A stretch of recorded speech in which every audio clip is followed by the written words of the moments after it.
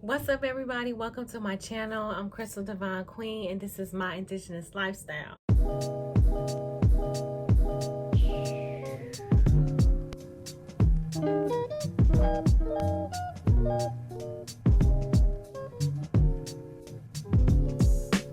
As you can tell by the title, today we're going to be talking about how to pay for a home birth, but specifically with a midwife. And I say specifically with a midwife because if you're choosing to have unassisted birth, which means no midwife is present, then you won't have to pay for a midwife. You'll just need to pay for your supplies and create the environment that you desire. And if you are planning on having an unassisted home birth, make sure you check out 2 of my videos in particular, 5 things to prepare for a home birth and ever consider having a free birth. Other than supplies, if you're planning on having an unassisted home birth, then the only other expense would be a doula if you choose to have one, so you would just factor that in. So I'm making this video for all the mamas out there who want to have a home birth but want a midwife to be present. So the average cost for a midwife to be present for your home birth could be anywhere from $3,000 to $6,000 on average. The price can vary based on your state or the region of the area that you live in America. I actually found a really cool map that I'm going to plug in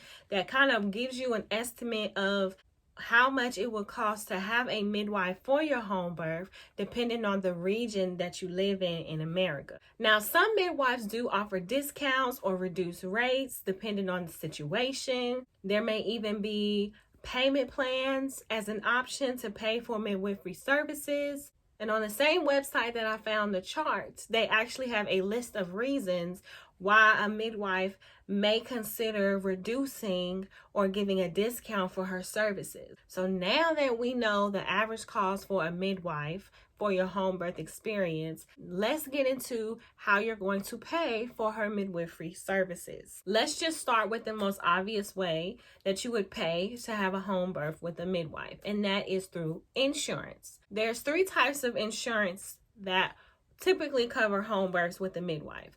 You have private insurance that is usually through your employer or an insurance marketplace. There's also Medicaid, which is a public insurance program, usually for low-income families who meet a certain criteria. And then there is CSOs, which stand for cost sharing organizations. These are just alternative insurance programs. They're usually faith-based or connected to some type of health ministry. And rather than paying a premium, you chip in a certain amount every month. Keep in mind too that the organizations that are faith-based or, built through a health ministry may have certain guidelines, religious guidelines that you need to follow or criteria to meet in order to be eligible. But the cool thing about CSOs is that you can enroll in them at any time, unlike insurance. I'm gonna back it up real quick to Medicaid. I know some of y'all were probably like, what? Medicaid for a home birth? So here's the thing. I did not get a direct yes. However,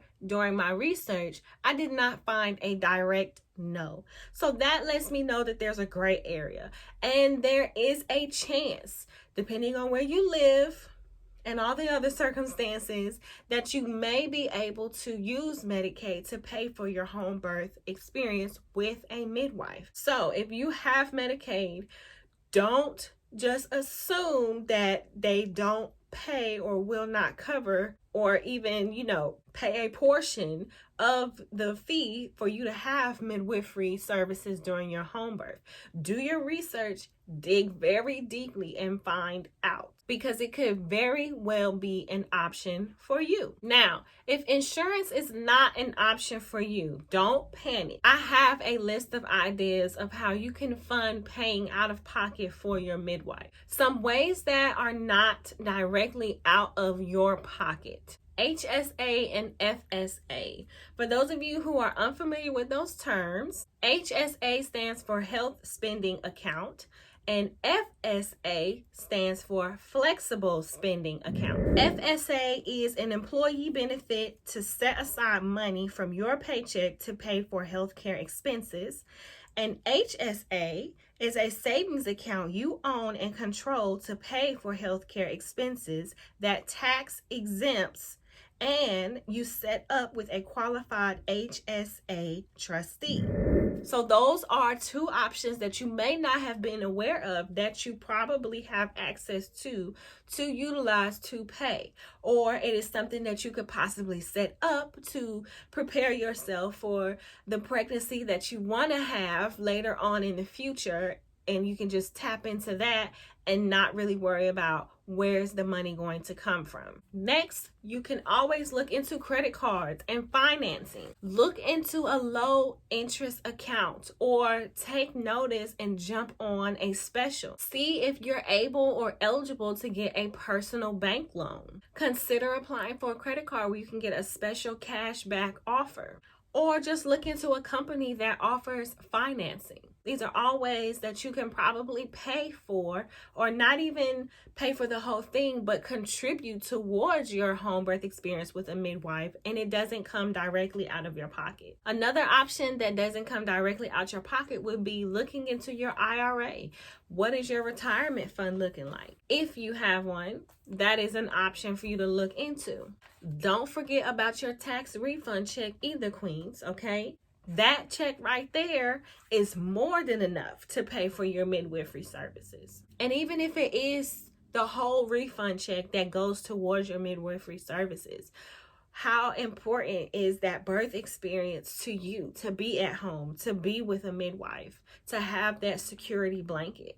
I think it might be worth spending that whole refund check. All right, gifts.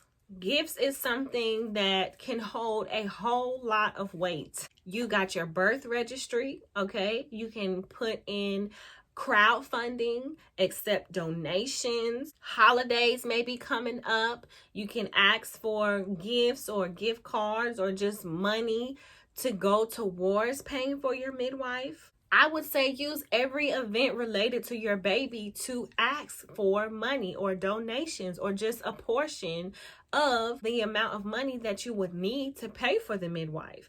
That's baby shower, blessing ways, gender reveals, all that stuff. Don't be afraid to open up your mouth and ask, especially when you are pregnant. It's like people want to give you stuff. They want to say yes. They want to help you. So take advantage of that. And the last thing that you can do that doesn't necessarily bring money directly out of your pocket is bartering. Listen, bartering is something that is slept on, but please don't sleep on it, okay? Because a long time ago, this is how our midwives operated. So think about what can you do as a service for your midwife in exchange for her midwifery services. Don't be offering her services that don't match up, okay? Don't be like that. You're going to ruin it for everybody.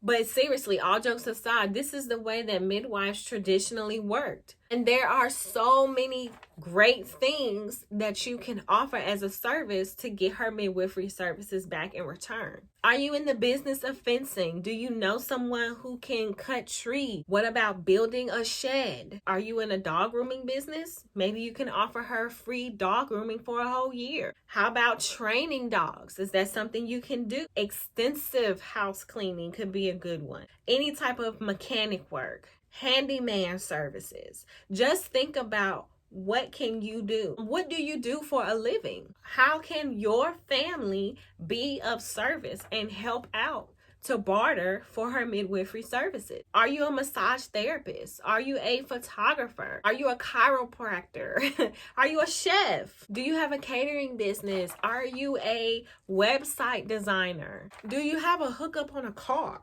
What do you got the hookup on? Like, really sit back and think about, what can you get together or what service can you provide to barter with this midwife? Now let's talk about some things that you can do in your home within your budget and finances to make room to pay for these midwifery services out of pocket. Number one, this should be very obvious. Sell something. What do you have that you can sell? Are you overdue for a yard sale? What can you put on Craigslist? What can you put on eBay, etc., etc.? You may need to make room for the baby anyway, so just start selling stuff and decluttering, getting rid of stuff that you no longer need, and make room for the baby and make some money while you're at it too. Cut out non-essential spending. Y'all know what that means. If you don't need it, don't buy it. Instead, put that money in a little bank or somewhere safe so that you can put it towards paying for your midwife so you can have the home birth experience that you desire. So for example, cut out Uber Eats. Get in the car and drive. Another thing you can do is consolidate your living expenses. Do you really need Netflix, Hulu, Amazon Prime, Disney Plus, and Spectrum? No. Pick one. It's just temporarily so that you can spend that money instead that you would be spending on all the other streaming services. Put that money towards paying for your midwife. What about your internet package? Can you lower it? I mean, how about merge some of your utilities together so your bill will be cheaper? Maybe think about opting for automatic payments so that it'll be $5 or $10 cheaper. Every dollar counts, and remember that you're doing this so that those dollars that you're saving can add up over time. And last thing that you can do, this isn't really to help you pay for, but just something you can do to make the fee more reasonable or affordable for you, is to search for a student midwife. Maybe you can find a student midwife who needs the experience as much as you want the experience, and you can have conversations with her, see if you can build trust with her and feel safe and secure to have it with her at a reduced rate. You never know. It might end up being free. And if you have a midwife in mind, ask her if she has a student midwife that she would recommend that could step up and be your primary physician for a reduced rate. I'm gonna say this again. Don't forget to ask, do not be afraid to ask your midwife if she has any discounts, if there is a sliding scale, what are her payment plans. Don't be afraid to ask these questions, because 9 times out of 10, they know you're paying out of pocket. And midwives naturally set their price at a affordable rate. It's not like they're charging $20,000. So they'll be willing to work with you as long as you give them something to work with, you know, because they gotta eat too. But get creative. Something I just thought about too would be maybe get a second job. Maybe partner is working and you want to get a second job to help out or to bring in extra income. Think of some jobs that you can do while you're pregnant that don't cause a lot of strain or stress on the body. Can you crochet blankets? Can you knit clothes? Do you mind babysitting? What about being a personal shopper? Maybe like in the beginning of your pregnancy, you can do that. How about holiday baking cakes and things like that? That doesn't require you to do too much work. Just be creative and think about other things that you can do to create some extra money to add to that midwifery fund. All right. Thank you guys so much for tuning into my video.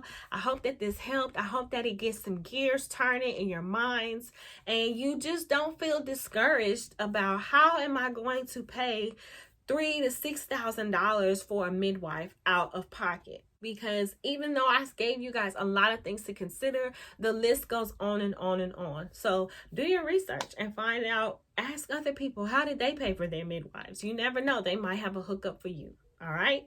I love you guys. Thanks again for watching. Make sure you like, comment, and subscribe as always. If you made it to the end of this video, I want to see some pregnant emojis in the comments so I know who is really rocking with me. And I will see you guys in the next video. Peace.